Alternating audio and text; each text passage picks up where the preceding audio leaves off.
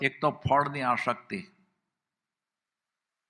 અને સાથે અહંકાર, આ બે દોષ. તો આપણે વિચારીએ કે આપણે જે પણ આરાધના કરીએ છીએ એમાં ફળની આસક્તિ ન હોય અને અહંકાર ન હોય તો આપણી પ્રગતિ કેવી ઝડપથી થાય.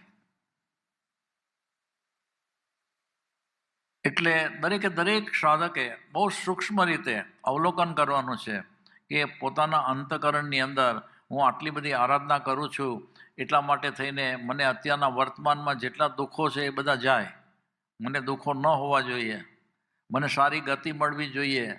વળી કોઈકને એમ થાય કે મારી પાસે પૈસા ઓછા છે તો વધુ પૈસા મળે, આવી આવી કંઈક ભાવના, અને વળી પાછી દેવગતિની કામના હોય. તો એ બધું એમાં ફળની આસક્તિ છે. અને હું હવે એ આરાધના કરો તો એમાં હું આવ્યો, એનું અભિમાન આવ્યું. આ અભિમાન ન હોવું જોઈએ.